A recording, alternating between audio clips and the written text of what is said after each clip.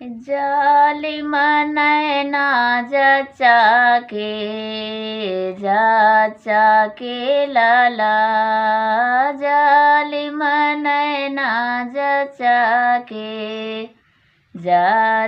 के लाला। बिटिया भाई है डिड़ुही चढ़ी बैठे, बिटिया भाई है डिड़ुही चढ़ी बैठे। उतारी गई घर भर से, घर भर के लाला। उतारी गई घर भर से, घर भर के लाला। जालिम नैना जचा के लाला, जालिम नैना जचा के लाला।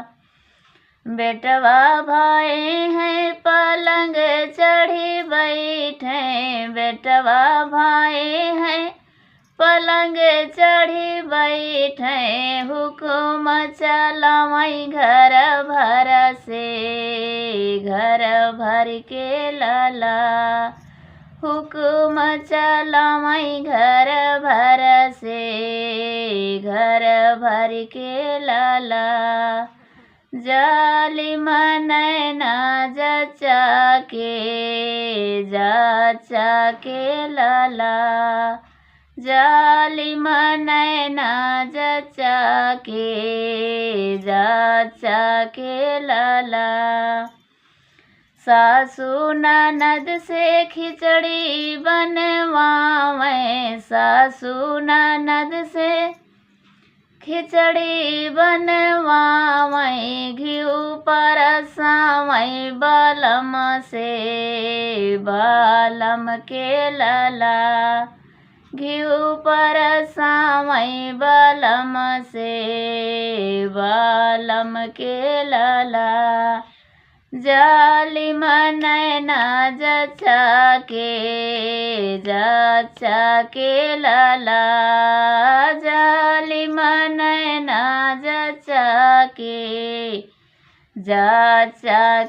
लाला।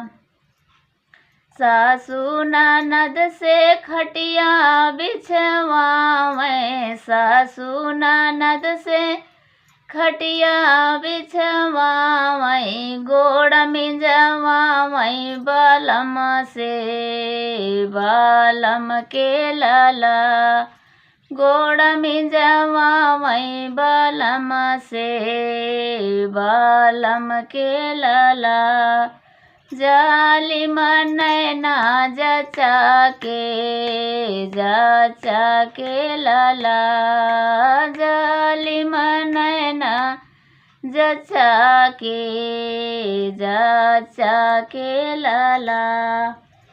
हाँ तो दोस्तों, मेरा जच्चा बच्चा गीत कैसा लगा? पसंद आए तो लाइक शेयर सब्सक्राइब ज़रूर करना।